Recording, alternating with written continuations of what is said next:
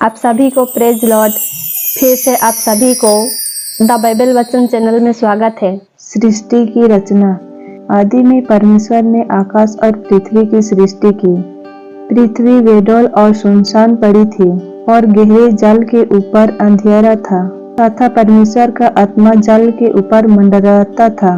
जब परमेश्वर ने कहा उजियाला हो, तो उजियाला हो गया। और परमेश्वर ने उजियाले को देखा कि अच्छा है, और परमेश्वर ने उजियाले को अंधेरे से अलग किया।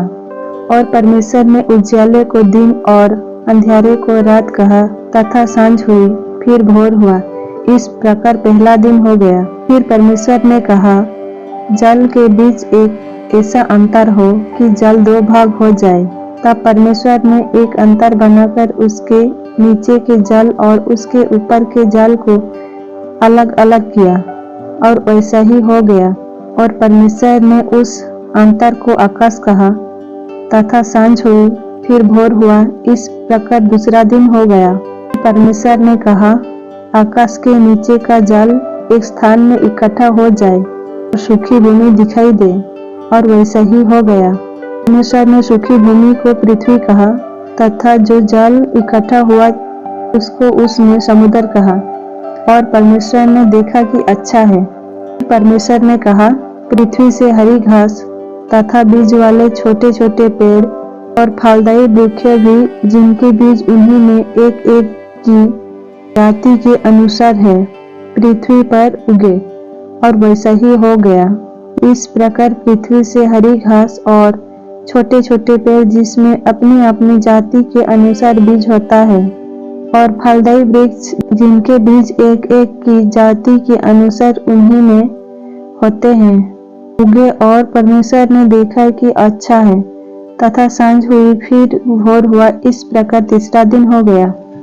फिर परमेश्वर ने कहा, दिन को रात से अलग करने के लिए आकाश के अंतर में ज्योतियां हों, और वे चिन्ह नियत समयों और दिनों और वर्षों के कारण हो। और वे ज्योतियां आकाश के अंतर में पृथ्वी पर प्रकाश देने वाली भी ठहरे, और वैसे ही हो गया। तब परमेश्वर ने दो बड़ी ज्योतियां बनाई। उनमें से बड़ी ज्योति को दिन पर प्रभुता करने के लिए और छोटी ज्योति को रात पर प्रभुता करने के लिए बनाया, और तारागण को भी बनाया। परमेश्वर ने उनको आकाश के अंतर में इसीलिए रखा कि वे पृथ्वी पर प्रकाश दे तथा दिन और रात पर प्रभुता करे, और उजियाले को अंधेरे से अलग करे। और परमेश्वर ने देखा कि अच्छा है। तथा सांझ हुई, फिर भोर हुआ। इस प्रकार चौथा दिन हो गया। फिर परमेश्वर ने कहा, जल जीवित प्राणियों से बहुत ही भर जाए, और पक्षी पृथ्वी के ऊपर आकाश के अंतर में उड़े। इसीलिए परमेश्वर ने जाति जाति के बड़े बड़े जल जंतुओं की और उन सब जीवित प्राणियों को भी सृष्टि की, जो चलते फिरते हैं, जिनसे जल बहुत ही भर गया। और एक एक जाति के उड़ने वाले पक्षियों को भी सृष्टि की। और परमेश्वर ने देखा कि अच्छा है। और परमेश्वर ने ये कह के उनको आशीष दी, फूलो फलो और समुद्र के जल में भर जाओ, और पक्षी पृथ्वी पर बढ़े। तथा सांझ हुई, फिर भोर हुआ। इस प्रकार पांचवा दिन हो गया। फिर परमेश्वर ने कहा, पृथ्वी से एक एक जाति के जीवित प्राणी, अर्थात घरेलू पशु और रेंगने वाला जंतु, और पृथ्वी के वन पशु जाति जाति के अनुसार उत्पन्न हो। और वैसा ही हो गया।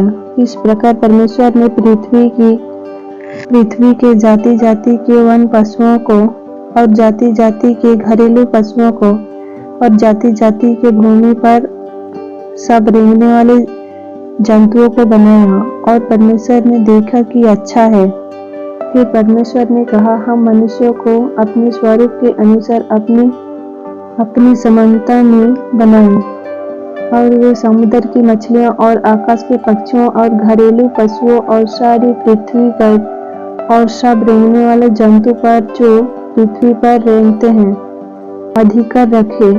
तब परमेश्वर ने मनुष्यों को अपने स्वरूप के अनुसार उत्पन्न किया, अपने ही स्वरूप के अनुसार परमेश्वर ने उसको उत्पन्न किया। नर और नारी करके उसने मनुष्यों की सृष्टि की और परमेश्वर ने उसको आशीष दी और उनसे कहा, फूलो फलो और पृथ्वी में भर जाओ और उसको अपने वास में कर लो और समुद्र की मछलियों तथा आकाश के पक्षियों और पृथ्वी पर रेंगने वाले सब जंतुओं पर अधिकार रखो। फिर परमेश्वर ने उनसे कहा, सुनो, जितने बीज वाले छोटे छोटे पेड़ सारी पृथ्वी के ऊपर है और जितने वृक्षों में बीज वाले फल होते हैं वे सब मैंने तुमको दिए हैं, वे तुम्हारे भोजन के लिए है।